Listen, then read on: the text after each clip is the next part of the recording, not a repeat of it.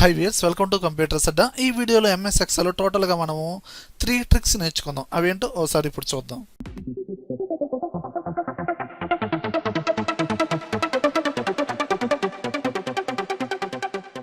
చూడండి viewers, first trick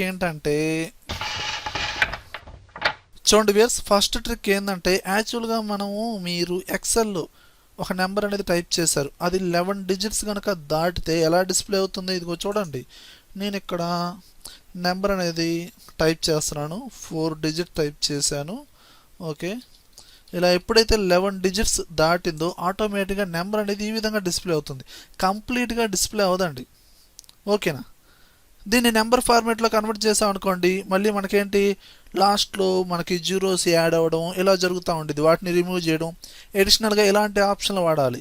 అంత procedure లేకుండా మీరు ఇప్పుడు 11 డిజిట్స్ క్రాస్ అయ్యింది, ఈ విధంగా వచ్చింది.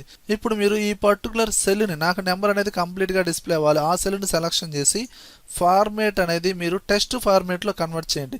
టెక్స్ట్ ఫార్మేట్లో కన్వర్ట్ చేసినా ఈ విధంగానే డిస్ప్లే అవుతుందండి. ఇప్పుడు దీన్ని ఇలా డబుల్ క్లిక్ చేయండి, ఎడిట్ చేయండి ఆ సెల్ని. ఓకేనా? ఈ ఎడిట్ చేసి మళ్ళీ బయట క్లిక్ చేయండి, అప్పుడు కంప్లీట్గా ఇలా డిస్ప్లే అవుతుంది. ఓకేనా?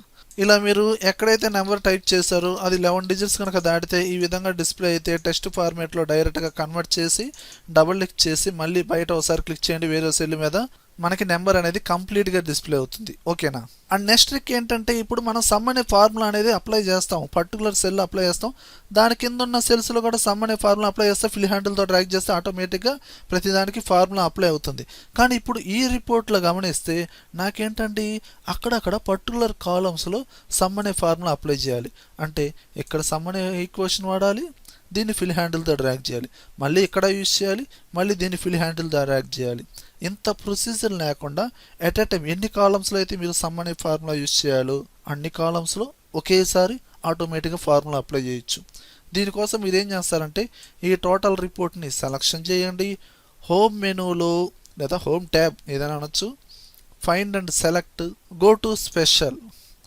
ఇందులో మనకి బ్లాంక్స్ అంటే పర్టికులర్ బ్లాంక్ సెల్స్ని సెలెక్షన్ చేసేటట్టు ఆ బ్లాంక్ సెల్స్ని సెలెక్షన్ చేయండి. ఓకే అనండి, ఆ బ్లాంక్ సెల్స్ సెలెక్షన్ అని. ఇందులోనే మనకి హోమ్ ట్యాబ్లోనే ఆటో సమ్, ఇది 2007 వర్షన్లో కూడా ఉందండి ఆటో సమ్. దీన్ని ప్రెస్ చేయండి, ఈ ఆప్షన్ని ప్రెస్ చేయండి. ఇదిగోండి, డైరెక్ట్గా ఆటోమేటిక్గా ప్రతి సెల్లో రిజల్ట్ అనేది రావడం జరిగింది.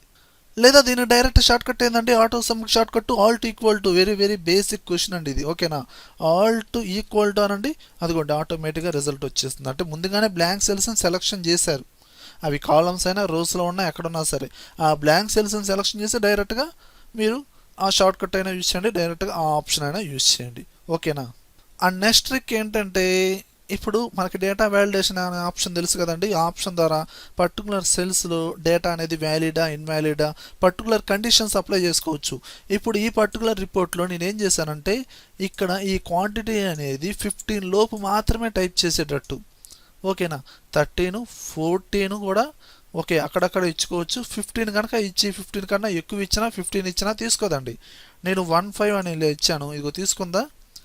డేటా వ్యాలిడేషన్ అనే ఆప్షన్ యూజ్ చేశానండి, పర్టికులర్ కండిషన్ అనేది అప్లై చేశాను. ఆ డేటా వ్యాలిడేషన్ని నేను బ్రేక్ చేద్దాం అనుకుంటున్నాను.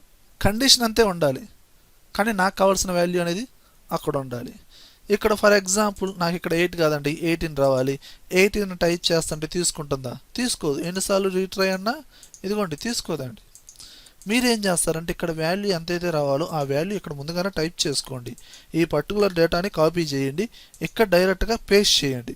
అప్పుడు దానికి తగ్గట్టుగా ఇక్కడ క్యాలిక్యులేషన్ జరిగి రిజల్ట్ వచ్చింది. ఓకేనా? ఒక రకంగా చెప్పాలంటే కండిషన్ అప్లై చేసిన ఆ డేటా వ్యాలిడేషన్ అప్లై చేసిన ఆ పర్టికులర్ సెల్ని మీరు బ్రేక్ చేసినట్లే. ఓకేనా? ఓకే వ్యూయర్స్, ఈ విధంగా మనం ఈ ఎంఎస్ ఎక్సెల్లో ఈ 3 ట్రిక్స్ అనేది ఈ విధంగా యూజ్ అవుతాయి.